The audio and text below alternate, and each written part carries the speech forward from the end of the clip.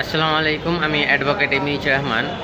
আমরা সবাই জানি যে অ্যাডভোকেট মোফাক্করুল ইসলাম অ্যারেস্ট হয়েছে এবং কলকাতা এয়ারপোর্ট থেকে তাকে অ্যারেস্ট করা হয়।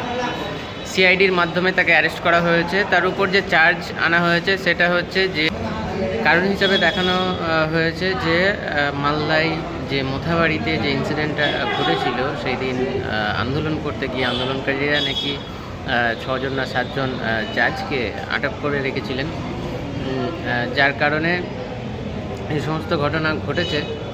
অ্যাকচুয়ালি আন্দোলনের মতোই হচ্ছিল, কিন্তু তারা একটু বাড়াবাড়ি করেছে, যেটা হচ্ছে যে জাজেসদেরকে আটকে রাখা সেটা কোনো মতেই গ্রহণযোগ্য নয়। যদি সত্যিই তারা এটা করে থাকে তাহলে অবশ্যই সেটা ভুল করেছে। কিন্তু তাছাড়াও অ্যাকচুয়ালি জাজেসদেরকে আটকে রাখা হয়েছিল মোথাবাড়িতে, অর্থাৎ কালিয়াচক 2-এ, এবং মোফাক্কারুল যেখানে বক্তব্য দিয়েছিল সেদিন রাত্রিবেলা গাড়ির উপর উঠে, সেইটা হচ্ছে আপনার কালিয়াচক 1 অর্থাৎ সূর্যাপুর। যেখানে জাজেসদেরকে আটকে রাখা হয়েছিল সেইখান থেকে মোফাক্কারুল যেখানে ভাষণ দিয়েছিলেন বা যেখানে বক্তব্য রেখেছিলেন সেটার দূরত্ব প্রায় 20 কিলোমিটার। এত ডিস্টেন্সে থাকার পরেও তার উপরে এই ধরনের মিথ্যে চার্জ দিয়ে তাকে গ্রেফতার করা হয়েছে। সম্ভবত ইলেকশন পর্যন্ত তাকে নাও ছাড়া হতে পারে, যদিও এটা যেটা সামনে এসছে এখন পর্যন্ত যে পুলিশ 14 দিনের জন্য তাকে রিমান্ডে নিয়েছে। কোর্ট তাকে অর্ডার দিয়েছে। কোর্ট 14 দিনের জন্য পিসি রিমান্ডের অর্ডার দিয়েছে। এবার 14 দিন পরে দেখা যাবে যে আবারও তাকে পিসি রিমান্ডে দেওয়া হচ্ছে নাকি সেখান থেকে তার বেল হয়ে সে বেরিয়ে আসছে, সেটা আমাদের দেখার বিষয়।